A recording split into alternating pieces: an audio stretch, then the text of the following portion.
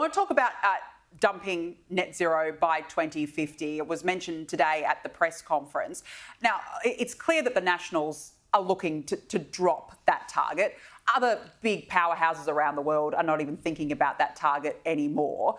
But where does this leave the coalition more broadly? If you've got two possibly opposing narratives here, how do you see this playing out? Well, targets that far out are just a complete waste of time, because nobody is going to be held accountable for the lack of meeting it.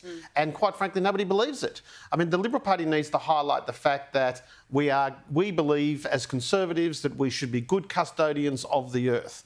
And being good custodians of the earth means we're committed to bringing down levels of pollution, bringing down levels of carbon emission, replacing them with clean energy without destroying our economy. And that's the debate that we always have. In Western Sydney seats, Conservative Western Sydney seats in the northwest of Sydney, we have the highest number of families having solar panels on their roofs than per capita than anywhere else. That is a Liberal voting area, and they have all the highest number.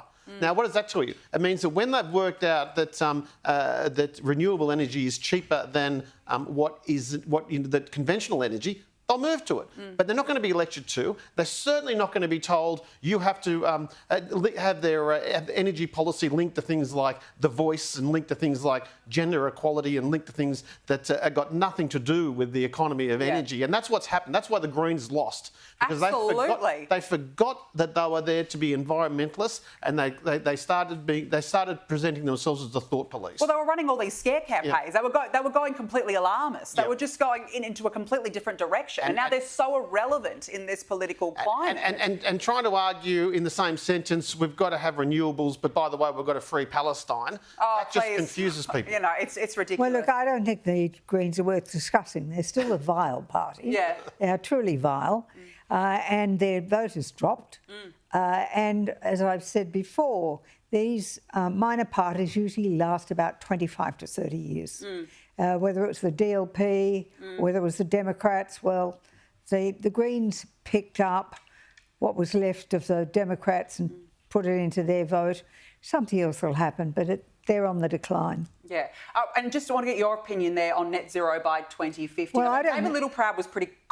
it seemed like the Nats are confident that they don't want this. Listen, we should never have signed up in the first place. I mean, but will the Libs there are go many things. There are many things I can say about Scott Morrison. That was the worst thing he ever did. It took away all the advantage we had in giving a sensible energy policy to the country. So the sooner we're out of it, the better, as far as I'm concerned. But I mean, can you see when you see that 70% of the world is not in it? Yeah. Good point. Russia, China, United States, all those big economies, nothing to do with it.